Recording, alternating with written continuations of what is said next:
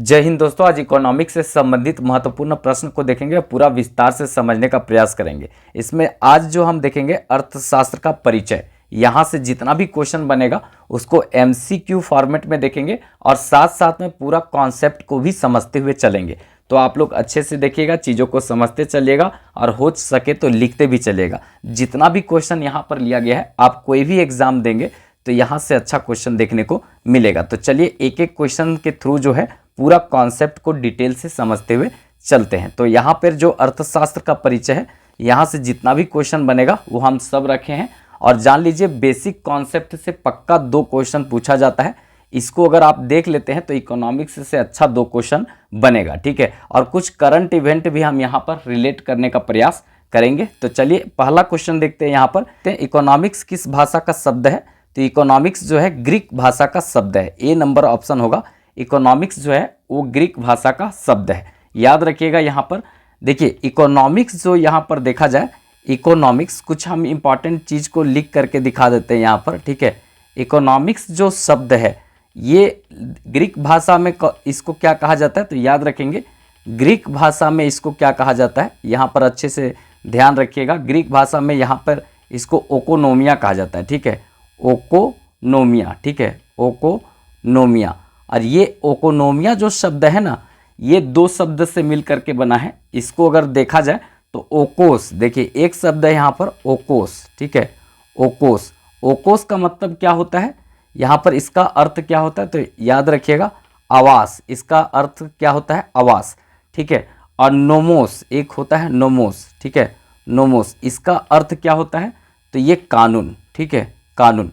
तो ओकोस का मतलब आवास और नोमोस का मतलब कानून, मतलब घर का कानून, आवास का कानून। इसका मतलब हुआ ग्रीक भाषा में ओकोनोमिया का, ठीक है। और यही ओकोनोमिया शब्द से बना है इकोनॉमिक्स।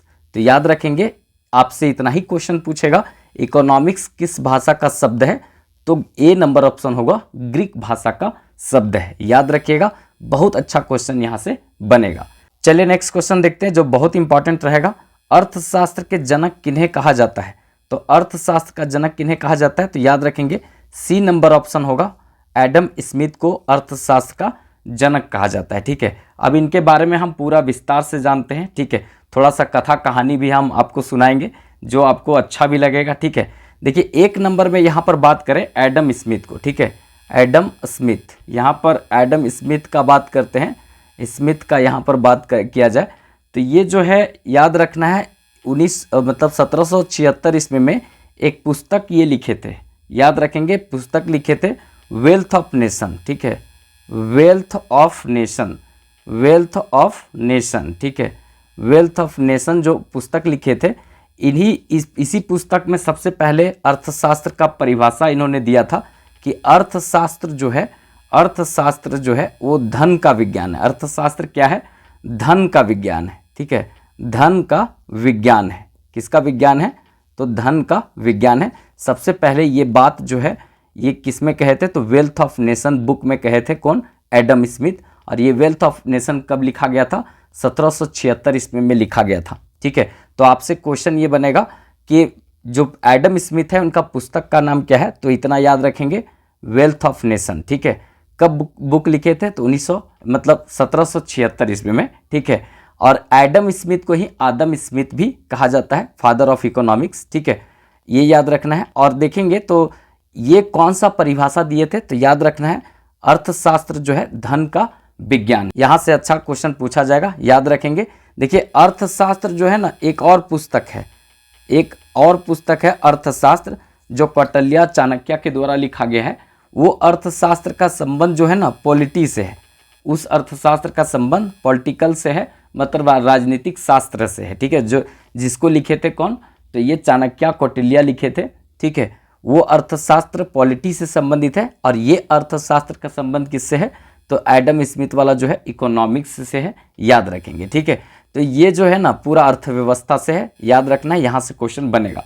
देखिए अब जो है ना ये परिभाषा दिए, इसके बाद एक और विद्वान आए, ठीक है, थोड़ा सा और सुन लीजिए यहाँ पर। इसके बाद जो विद्वान आए दूसरा नंबर में, उनका नाम था मार्शल, ठीक है, प्रोफेसर मार्शल। ये भी आपसे पूछा जाएगा। प्रोफेसर मार्शल जो हैं इन्होंने क्या कहा कि अर्थशास्त्र जो है भौतिक कल्याण का विज्ञान है, ठीक है, भौतिक कल्याण का विज्ञान है, ठीक है, भौतिक कल्याण का विज्ञान है। इन्होंने यह परिभाषा दिया, और जो एडम स्मिथ के द्वारा दिया गया परिभाषा था उसको इन्होंने दुखदाई विज्ञान कहा। मतलब कि अर्थशास्त्र में धन पर इतना जोर देना सही बात नहीं है। अर्थशास्त्र केवल धन का ही अध्ययन नहीं करता है, इसके अलावे बहुत सारा वेलफेयर का भी काम करता है। इनका कहना था मार्शल का, ठीक है। इसीलिए मार्शल ने जो है वो एडम स्मिथ का जो परिभाषा था उसको दुखदाई विज्ञान इन्होंने कहा, ठीक है। तो आपसे कभी क्वेश्चन पूछा जाएगा कि एडम स्मिथ के जो दी गई परिभाषा है अर्थशास्त्र का, उसको किसने दुखदाई विज्ञान कहा था? तो प्रोफेसर मार्शल ने कहा था, ठीक है। ये याद रखेंगे, ठीक है। और इन्होंने फिर क्या परिभाषा दिया अपना पुस्तक में? तो याद रखेंगे ये दिए थे भौतिक कल्याण का विज्ञान, ठीक है, भौतिक कल्याण का विज्ञान कहे थे। और इनका भी पुस्तक क्वेश्चन पूछा जाता है तो याद रखेंगे, बहुत फेमस है, बार बार पूछा जाता है। तो यहाँ प्रिंसिपल, ठीक है, प्रिंसिपल ऑफ इकोनॉमिक्स, ठीक है, प्रिंसिपल ऑफ इकोनॉमिक्स, ठीक है, ऑफ इकोनॉमिक्स जो है इनका पुस्तक का नाम था प्रिंसिपल ऑफ इकोनॉमिक्स। तो याद रखेंगे इन्होंने भौतिक कल्याण का विज्ञान परिभाषा दिया था मार्शल में, ठीक है। तो ये अच्छा क्वेश्चन बनेगा। एक है माल्थस, ठीक है, माल्थस, ठीक है। ये माल्थस जो है ना, ये जनसंख्या विस्फोट का सिद्धांत दिए थे। आगे बताएंगे, जनसंख्या पॉपुलेशन विस्फोट का सिद्धांत इन्होंने दिया था। और ये है मार्शल, याद रखना है, ठीक है। इसके बाद एक तीसरे व्यक्ति आए, ठीक है। देखिए एडम स्मिथ का जो परिभाषा था उसको यहाँ मार्शल ने काट दिया, और मार्शल का परिभाषा जो है उसको यहाँ पर काटे थे रॉबिन्सन, ठीक है, रॉबिन्सन, ठीक है, ये याद रखेंगे रॉबिन्सन। और रॉबिन्सन जो हैं ये अपना परिभाषा क्या दिए थे?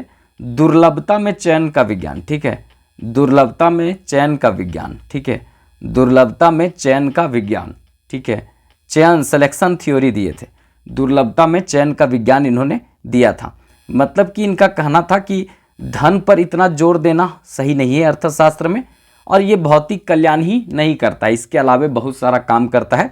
तो रॉबिन्सन जो है इन्होंने कहा था कि दुर्लभता में चयन का विज्ञान है अर्थशास्त्र, और इनका परिभाषा भी कोई काटा नहीं है। याद रखेंगे इनका परिभाषा कभी कभी क्वेश्चन पूछा जा सकता है, तो याद रखेंगे, यहाँ से क्वेश्चन एकदम अच्छा बनेगा, ठीक है। Significant of economics and sciences, ठीक है, ये याद रखेंगे आप लोग। कभी कभी क्वेश्चन पूछ देगा कि रॉबिन्सन का पुस्तक का नाम क्या था, तो भूलने का नहीं है, सिग्निफिकेंट, ठीक है, सिग्निफिकेंस ऑफ, ठीक है, सिग्निफिकेंस ऑफ, याद रखेंगे, इकोनॉमिक्स एंड साइंसेस, ठीक है, इकोनॉमिक्स एंड साइंसेस, याद रखेंगे, इकोनॉमिक्स साइंसेस। ये क्वेश्चन यहाँ से बनेगा, तो याद रखना है, ये अच्छा क्वेश्चन बनेगा। इन्होंने कहा था दुर्लभता में चयन का विज्ञान है, थोड़ा सा समझ लीजिएगा दुर्लभता में चयन का विज्ञान क्या है। जैसे कि किसी व्यक्ति के पास 10 रुपया है, ठीक है, 10 रुपया में उसको 3 सामान खरीदना है। गुड्स कितना खरीदना है, सामान कितना खरीदना है, तो ये 3 सामान खरीदना है, ठीक है। अब 3 सामान 10 रुपया में तो नहीं आएगा, सब सामान का 10-10 रुपया दाम है, और उसके पास है 10 रुपया, ठीक है।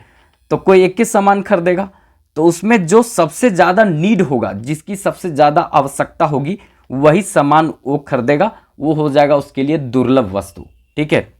जैसे हम समोसा खाना चाहते हैं 10 रुपया का, एक पेन खरीदना चाहते हैं 10 रुपया का, और एक हम मतलब जा कर के मार्केट में सब्जी खरीदना चाहते हैं 10 रुपया का, ठीक है। तो अगर सब्जी नहीं खाएंगे तो एक दिन चलेगा, कोई दिक्कत नहीं है। अगर हम समोसा नहीं खाएंगे तो चलेगा, लेकिन पेन पढ़ने के लिए बहुत ज़रूरी है, तो उसको लेना ही पड़ेगा। तो हम यहाँ पर 10 रुपया का पेन लेंगे। यहाँ पर तो नीड था 30 रुपया का, लेकिन था मेरे पास कितना, 10 रुपया। तो 10 रुपया में एक पेन मात्र खरीद कर चल जाएंगे, तो पेन हमारे लिए दुर्लभ वस्तु होगा। तो यहाँ पर यही कहा जाता है सिंपल सा दुर्लभता का चयन का सिद्धांत में, कि साधन सीमित, ठीक है, साधन जो होगा वो सीमित होगा, मतलब लिमिट होगा, लिमिटेड होगा, और आवश्यकता जो है ना अनंत होता है, अनंत होता है। आवश्यकता मतलब अनंत कहने का मतलब कि आवश्यकता बहुत ज़्यादा होता है, इंसान का अनंत होता है, जिससे कि मनुष्य अपनी आवश्यकताओं को फुलफिल उस तरह से नहीं कर पाता है, उसमें से सभी सिलेक्शन में से कोई एक जो है वो अच्छा सिलेक्शन को चूज करना पड़ता है जो दुर्लभ वस्तु कहलाता है, और वही दुर्लभता का चयन का सिद्धांत कहलाता है। तो ये बात होता है, अगर जितना जरूरत है लोगों को उतना पैसा भी उपलब्ध हो तो ये समस्या उत्पन्न ही नहीं होगी, लेकिन यहाँ पर उत्पन्न सब के लिए होता है। आप सोचिए, सिंपल सा है, जब आपके पास साइकिल नहीं होता है तब हम लोग जो है ना, एक प्रकार से देखा जाए तो आवश्यकताएं अनंत है लोगों के पास, लेकिन उस आवश्यकता को पूरा करने के लिए लोगों के पास साधन सीमित है, और इसी में लोगों को चयन करना पड़ता है जो दुर्लभता में चयन का सिद्धांत कहलाता है। जैसे देखिए, आज हम पैदल चल रहे हैं तो सोचते हैं ना कि पैदल चल रहे हैं तो एक साइकिल होता, ठीक है, एक साइकिल यहाँ पर होता। अब कल साइकिल आ जाता है तो हम लोग सोचते हैं कि इसमें बड़ी पैडल मारना पड़ता है, एक मतलब ऐसा होता कि जिसमें पैडल नहीं मारना पड़ता, तो मोटरसाइकिल हो गया, ठीक है, मोटरसाइकिल यहाँ पर हो गया। तो अब जो है लोग सोचा कि मोटरसाइकिल में गर्मी पड़ जाता है, बरसात में बरसात पड़ जाता है, ठंडा में ठंडा लगता है, तो ऐसा होता कि आराम से जाता है एकदम एसी में, तो यहाँ पर एक कार होता, ठीक है, कार होता यहाँ पर। तो कार आ गया, देख रहे हैं कैसे कैसे आवश्यकता बढ़ रहा है, नीड कैसे कैसे लोगों को बढ़ रहा है, और साधन लोगों के पास सीमित है, ठीक है। ये इसके बाद अगर देखा जाए तो लोग बोलेगा कार में बड़ी घूम गए, अब जो है ना हमारे पास एक अपना हेलीकॉप्टर होता, तो यहाँ पर एक हेलीकॉप्टर, आप लोग सोचेगा ज़मीन पर बहुत चले, अब आसमान में उड़ते, तो आसमान में उड़ने के लिए एक अलग लोग सोचेगा कि एक अलग हेलीकॉप्टर होता।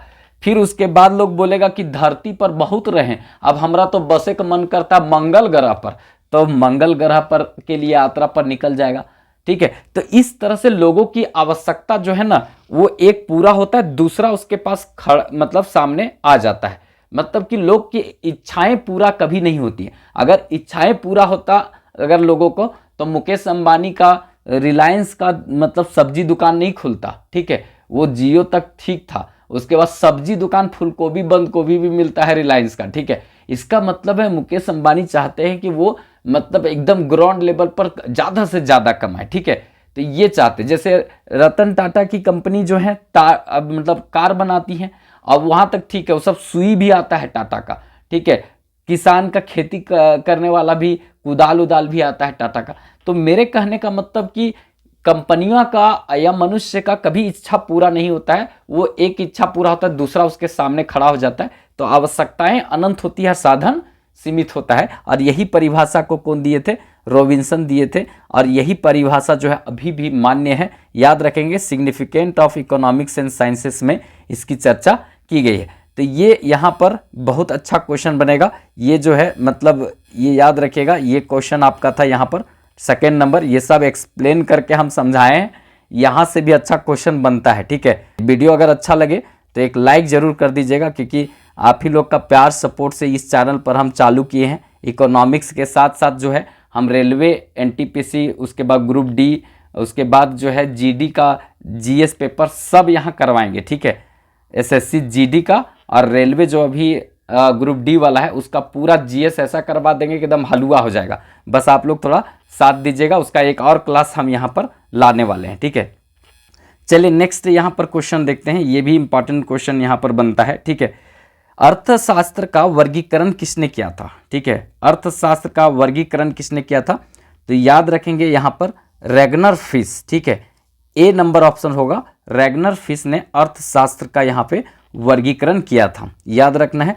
देखिए रैगनर फिश कब किए थे? तो 1833 ईस्वी में इन्होंने अर्थशास्त्र का वर्गीकरण किया था, क्लासिफिकेशन किया था, ठीक है। रैगनर फिश, टिन बर्नल ली, ये जो है इन्होंने दोनों मिल करके अर्थशास्त्र को दो भागों में बांटने का काम किया था, याद रखेंगे। यहाँ पर देखिए अर्थशास्त्र का जो वर्गीकरण किया गया था, अगर हम इसको समझे तो ये दो पार्ट में आपको बनेगा, यहाँ याद रखेंगे। एक होता है व्यष्टि, ठीक है, व्यष्टि अर्थशास्त्र, ठीक है, और एक होता है समष्टि, ठीक है, एक होता है समष्टि अर्थशास्त्र। दो भागों में यहाँ बांटे थे। मतलब व्यष्टि अर्थशास्त्र का मतलब हुआ कि अर्थशास्त्र में वैसे यूनिट, वैसे क्षेत्र का अध्ययन किया जाता है जो छोटे पैमाने पर हो, ठीक है, जैसे बाजार, मांग पूर्ति, ठीक है, प्रति व्यक्ति आय, प्रति व्यक्ति व्यय, ये सब रखा जाता है व्यष्टि में, ठीक है। और समष्टि में बड़ी अर्थव्यवस्था का पार्ट को रखा जाता है, जैसे कि आपका देश का इनकम हो गया, देश का व्यय हो गया, फिर उसके बाद शेयर बाजार हो गया, ठीक है, अंतर्राष्ट्रीय मार्केटिंग हो गया। तो इस तरह का जो क्षेत्र है ना वो समष्टि के अंतर्गत रखा जाता है।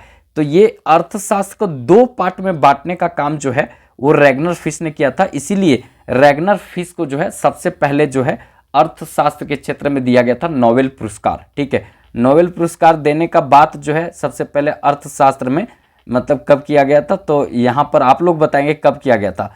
ये हम सही डेट लिखे हैं 1969 में ये किया गया था और 1967 में किया गया था और 69 से दिया जाने लगा था अर्थशास्त्र के क्षेत्र में नोबेल पुरस्कार, ठीक है। आप लोग बताएंगे ये यहाँ पर। और ये सबसे पहले Ragnar fish tin burner link को ही दिया गया था अर्थशास्त्र के क्षेत्र में नोबेल पुरस्कार, ये याद रखेंगे, ठीक है। कभी आपसे ये पूछेगा कि क्लासिफिकेशन जो है उन तो रैगनर फिश ने किया था, अर्थशास्त्र का वर्गीकरण जो है रैगनर फिश ने किया था और टिन बर्नर लिंक ने किया था, ठीक है। लेकिन अगर बोला जाएगा कि यहाँ पर व्यष्टि अर्थशास्त्र का इंडिविजुअल फादर किसको कहा जाता है, तो व्यष्टि अर्थशास्त्र का इंडिविजुअल फादर हो जाते हैं एडम स्मिथ, ठीक है। वही जो अर्थशास्त्र के फादर हैं उन्हीं को कहा जाता है यहाँ पर, मतलब फादर किसका, व्यष्टि अर्थशास्त्र का, ठीक है, एडम स्मिथ को। और समष्टि अर्थशास्त्र का अगर फादर पूछा जाए किनको कहा जाता है, तो जॉन मेनार्ड किंग, ठीक है, जॉन मेनार्ड किंग को कहा जाता है, ये याद रखेंगे, यहाँ से अच्छा क्वेश्चन बनेगा, ठीक है। जॉन मेनार्ड किंग्स को क्या कहा जाता है, समष्टि अर्थशास्त्र का पिता कहा जाता है, याद रखेंगे। समष्टि में किसको किसको रखते हैं, राष्ट्रीय आय, राष्ट्रीय व्यय, जनसंख्या, बैंकिंग, ये सब रखते हैं, ठीक है। इंटरनेशनल मार्केट, शेयर बाजार को रखते हैं। और व्यष्टि जो है इसमें हम किसको रखते हैं, तो प्रति व्यक्ति आय, प्रति व्यक्ति व्यय और बाजार मांग पूर्ति को रखते हैं, ठीक है। तो ये याद रखेंगे, अच्छा क्वेश्चन यहाँ से बन सकता है, यहाँ से एकदम छोड़ने का चीज़ नहीं है, जितना भी बेसिक बात बन सकता है वो हम सब यहाँ रखने का प्रयास कर रहे हैं, तो आपको किसी भी तरीका से छोड़ना नहीं है, ठीक है। देखिए आप लोग सब याद रखिएगा जॉब मेनार्ड किंग का एक पुस्तक, क्योंकि यहाँ पर जॉब मेनार्ड किंग का बात आया तो इनका पुस्तक का नाम है थ्योरी, ठीक है। अच्छा क्वेश्चन है यहाँ पर, थ्योरी ऑफ, ठीक है, एम्प्लॉयमेंट, ठीक है, employment, theory of employment, interest, ठीक है, इंटरेस्ट एंड मनी, ठीक है, ये इनका पुस्तक है जॉन मेनार्ड किंग का। तो याद रखेंगे, यहाँ से भी क्वेश्चन बनेगा, ठीक है। चलिए नेक्स्ट क्वेश्चन देखते हैं, मिश्रित अर्थव्यवस्था निम्न में से कहा जाता है। अच्छा क्वेश्चन बनेगा, मिश्रित अर्थव्यवस्था निम्न में से किसे कहा जाता है, तो याद रखेंगे यहाँ पर देखिए निजी स्वामित्व वाली अर्थव्यवस्था को ये तो भी कहा जाता है और सार्वजनिक स्वामित्व वाली जो है अर्थव्यवस्था को कहा जाता है, मतलब उपरोक्त तो दोनों, सी नंबर ऑप्शन होगा, याद रखिएगा, ठीक है। मिश्रित अर्थव्यवस्था का मतलब होता है कि निजी स्वामित्व भी होता है, ठीक है, निजी स्वामित्व भी उस अर्थव्यवस्था पर होता है और यहाँ पर सार्वजनिक स्वामित्व का वहाँ पर आपको देखने को मिलता है। तो जिसमें निजी और सार्वजनिक क्षेत्र मतलब कि निजी व्यक्ति और सरकार दोनों मिल करके काम करती है, तो उसको हम कहते हैं कौन सी अर्थव्यवस्था, तो मिश्रित अर्थव्यवस्था कहते हैं, ठीक है। याद रखेंगे, यहाँ से क्वेश्चन बनेगा, मिश्रित अर्थव्यवस्था में किस व्यक्ति का भूमिका रहा था, तो याद रखेंगे जॉन मेनार्ड किंग, ठीक है, Kings, John Maynard Kings, J.M. Kings का भूमिका महत्वपूर्ण रहा था, ठीक है। इंटरेस्ट एंड मनी जो है पुस्तक इन्होंने ही लिखा था, तो इसीलिए हम इनका पुस्तक को भी आपको ध्यान में रखने के लिए बोले हैं। देखिए ये मिश्रित अर्थव्यवस्था जो है ना उसको प्रथम बार अपनाने वाला देश कौन था, तो याद रखेंगे प्रथम बार अपनाने वाला जो देश था वो फ्रांस था, ठीक है, फ्रांस अपनाया था। हालांकि जो है अभी फ्रांस की अर्थव्यवस्था जो है वो पूंजीवादी अर्थव्यवस्था है, ठीक है, लेकिन सबसे पहले यही अपनाया था। और सबसे बड़ा देश देखा जाए मिश्रित अर्थव्यवस्था में अभी जो है वो कौन सा है, तो भारत है। हमारा देश मिश्रित अर्थव्यवस्था वाला देश है जिसमें निजी स्वामित्व भी होता है और सरकारी स्वामित्व भी है, ठीक है। हालांकि अब बहुत तेजी से हम पूंजीवादी अर्थव्यवस्था की तरफ बढ़ रहे हैं, जैसे बार बार लोग को सुने होंगे अडानी अंबानी का सरकार है, अडानी अंबानी सब करती है, ये सब जो सुनते हैं ये सब निजी सेक्टर का नाम है, ठीक है, और बाकी सरकार भी मिल करके काम करती है।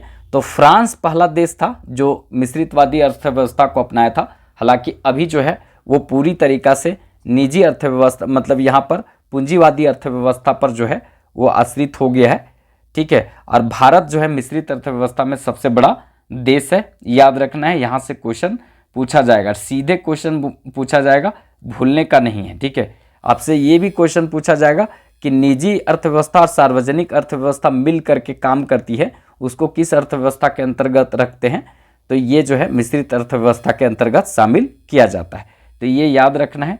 चलिए नेक्स्ट क्वेश्चन देखते हैं, पूंजीवादी अर्थव्यवस्था का जनक किस देश को कहा जाता है। अच्छा क्वेश्चन बनेगा, पूंजीवादी अर्थव्यवस्था का जनक किस देश को कहा जाता है, तो ये याद रखेंगे, यहाँ पर अमेरिका को कहा जाता है। ए नंबर ऑप्शन होगा, पूंजीवादी अर्थव्यवस्था का जनक जो है वो किस देश को कहा जाता है, तो अमेरिका को कहा जाता है। और ये जो मतलब पूंजीवादी अर्थव्यवस्था है, इसको पूरी तरीका से देखा जाए तो कौन ऐसे व्यक्ति थे जो इस सिद्धांत को लाए थे, और कौन ऐसे व्यक्ति थे जो कहे थे कि पूंजीवादी अर्थव्यवस्था किसी भी देश के लिए अच्छा होता है, तो एक प्रकार से याद रखेंगे एडम स्मिथ, बार बार हम बोल रहे हैं एडम स्मिथ, ठीक है। अच्छा क्वेश्चन बनेगा, आप व्यष्टि अर्थशास्त्र में भी पढ़े एडम स्मिथ, यहाँ पर पूंजीवादी अर्थव्यवस्था में भी एडम स्मिथ, और फादर ऑफ इकोनॉमिक्स भी एडम स्मिथ, ये सब याद रखेंगे, ठीक है।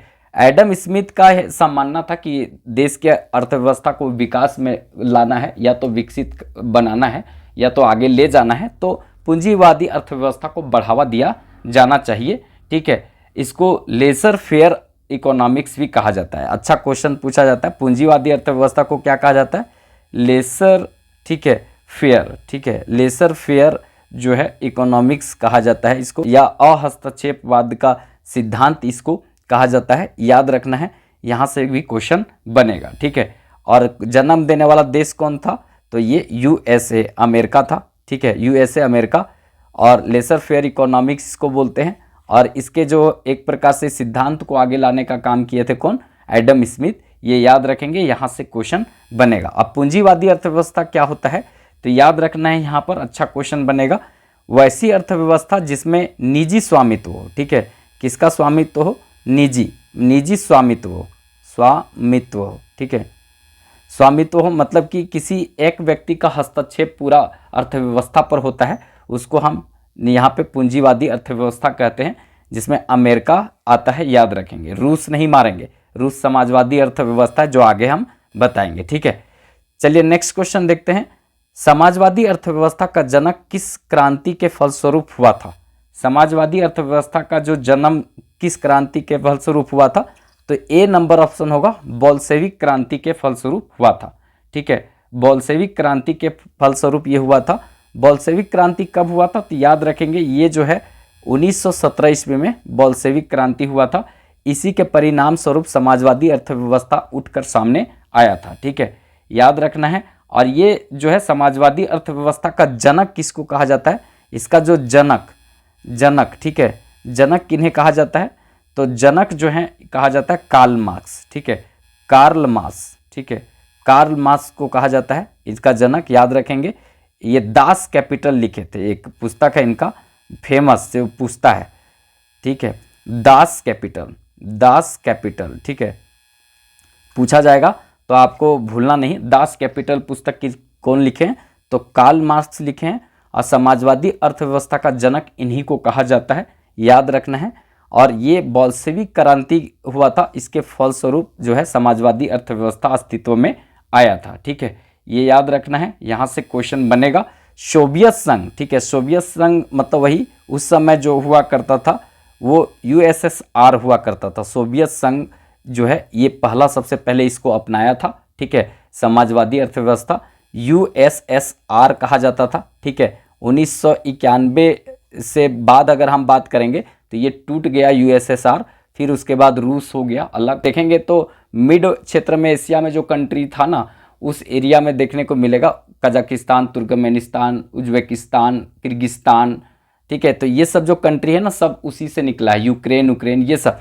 तो ये देखा जाए पहले यूएसएसआर हुआ करता था बहुत बड़ा पार्ट, लेकिन अब ये रसिया हो गया है, तो अब सोवियत संघ जो है इसको अपनाया था इस अर्थव्यवस्था को, जिसमें पूरा तरीका से समाजवादी अर्थव्यवस्था अगर देखा जाए तो ये पूरा तरीका से संसाधनों पर स्वामित्व किसका होता है, तो ये सार्वजनिक क्षेत्र का होता है। एक प्रकार से आप बोल सकते हैं कि इसमें सरकार का स्वामित्व होता है, तो इसको याद रखेंगे, यहाँ से अच्छा क्वेश्चन बनेगा।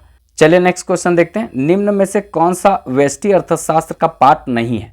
कौन सा व्यष्टि अर्थशास्त्र का पार्ट नहीं है? देखिए यहाँ पर व्यष्टि अर्थशास्त्र में छोटे पैमाने पर अध्ययन किया जाता है, तो देखिए प्रति व्यक्ति आय अगर देखा जाए तो व्यष्टि का पार्ट है। अगर प्रति व्यक्ति व्यय का बात करें तो ये भी है। बाजार मांग पूर्ति का बात करें तो ये भी व्यष्टि का पार्ट है। लेकिन शेयर बाजार ये व्यापक स्तर पर होता है, तो यहाँ पर शेयर बाजार नहीं है व्यष्टि अर्थशास्त्र का पार्ट, ये समष्टि का पार्ट है। इसका व्यापक स्तर पर अध्ययन किया जाता है। तो ये जो है ना, ये आपका आंसर यहाँ पर हो जाएगा। ठीक है, हम बताए थे अर्थशास्त्र को सुविधा की दृष्टि से दो भाग में बांटा गया है, व्यष्टि अर्थशास्त्र, समष्टि अर्थशास्त्र। व्यष्टि में जो है छोटे छोटे पार्ट को रखा जाता है अर्थव्यवस्था का, अब बड़ा बड़ा पार्ट जो होता है उसको कहाँ रखा जाता है, तो समष्टि में रखा जाता है। जैसे बैंकिंग का बात करें तो बड़ा पार्ट होता है, तो वो समष्टि का पार्ट है। भुगतान संतुलन, बैलेंस पेमेंट, ये कहाँ पर जाएगा, तो ये भी समष्टि का पार्ट है। इंटरनेशनल मार्केटिंग समष्टि का पार्ट है। लेकिन हमर घर का बाजार ये जो है ना, वो व्यष्टि में चला जाएगा। हमारा घर का आय व्यष्टि में चला जाएगा, हमारा घर का व्यय व्यष्टि में चला जाएगा। लेकिन देश का व्यय, देश का आय, ये सब समष्टि में चला जाएगा। तो ये सब याद रखने का चीज होता है। कहाँ यहाँ से एकदम पक्का एक दो क्वेश्चन बन जाता है। ठीक है, चलिए नेक्स्ट क्वेश्चन देखते हैं। जनसंख्या विस्फोट का सिद्धांत किसने दिया था? जनसंख्या विस्फोट का सिद्धांत जो है किसने दिया था, तो ये याद रखेंगे, यहाँ पर बी नंबर ऑप्शन होगा, प्रोफेसर माल्थस। ठीक है, माल्थस ने जो है जनसंख्या विस्फोट का सिद्धांत दिया था। यहाँ से भी क्वेश्चन बनता है। देखिए जनसंख्या विस्फोट का सिद्धांत कहता है, मतलब इनका सिद्धांत अगर आप पढ़ेंगे तो इन्होंने कहा है अपने पुस्तक में कि अगर मनुष्य जनसंख्या का कंट्रोल अपने से नहीं करता है, स्वयं मनुष्य जनसंख्या का कंट्रोल नहीं करता, तो पृथ्वी हर 10-15 साल के बाद जो है जनसंख्या का कंट्रोल करती है। ये बात कट्टू है लेकिन सत्य है। अगर आप देखेंगे तो देखिए 2004 में सुनामी आया, उसमें बहुत सारे लोग जो है मारे गए। ठीक है, तो एक प्रकार से बोलना तो नहीं चाहिए, लेकिन देखा जाए तो अगर 1 लाख लोग अगर मान लेते हैं मरा, तो धरती का बोझ कम हुआ। इसको बोलने में तो अच्छा नहीं लग रहा है, लेकिन एक प्रकार से धरती पर से 1 लाख लोगों का बोझ कम हो गया। ठीक है, इसी तरह से कोरोना में मान लेते हैं 10 लाख लोग मरा, तो फिर देखिए 2004 के बाद यहाँ पर सीधे 2020 में कोरोना आया। तो 2020 में कोरोना आया, देखिए यहाँ पर 16 साल के बाद कोरोना आया, तो यहाँ पर भी 10 लाख ये पूरा धरती पर से बोझ कम हुआ। मतलब ये बोलने में अच्छा नहीं लग रहा है, मतलब ये देखा जाए तो नहीं बोलना चाहिए, लेकिन देखा जाए तो एक प्रकार से धरती से इतना लोग हटा। तो कुल मिलाकर ये इस तरह से इनका कहना है कि अगर मनुष्य नहीं संभला, अपने से आप को नहीं संभाला, तो धरती खुद जो है कंट्रोल कर लेगी, मतलब अपने आप को। ठीक है, जैसे देखिए आप ऐसे समझिए, धरती एक तराजू है, ठीक है, तोलने वाला। अब इस पर जो है अगर मान लेते हैं कि एक तराजू पर 100 किलो तक आप तौल सकते हैं, ठीक है, लेकिन इस पर ना मतलब 10,000 किलो चढ़ा दिए तो ये तो थकचा जाएगा जी, पूरा तरीका से टूट जाएगा अगर 10,000 केजी इस पर रखेंगे तो। क्योंकि ये 100 केजी का तौलने वाला चीज़ था, उसमें हम रख दिए 10,000 केजी, तो ये कहाँ से तौल पाएगा, उसी के नीचे दब जाएगा। ठीक है, उसी तरह से बोला जाता है कि पृथ्वी पर भी लिमिट लोगों को रहने का जगह है। ठीक है, 7 अरब जनसंख्या मान लेते हैं रहने का जगह है, 8 अरब रहने का जगह है, उस पर पूरा खचम खच हम भर करके 16 अरब चढ़ा दिए। अब 16 अरब चढ़ा देंगे तो धरती हिलेगी। तो आप लोग सबको पता है कि यहाँ पर जो है 71% जल है और मात्र 28-29% जो है यहाँ पर पानी है, मतलब स्थल है।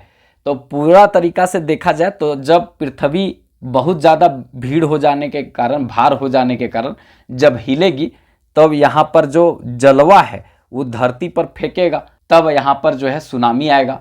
अगर ये पृथ्वी हिलेगी तो पूरा तरीका से ये भूकंप आएगा। ठीक है, उसके बाद पहाड़ पर्वत से भूस्खलन हो जाएगा, धरती पर दबाव बढ़ेगा तो नीचे से ज्वालामुखी फेंकेगा, तो वो स्थिति बनेगा।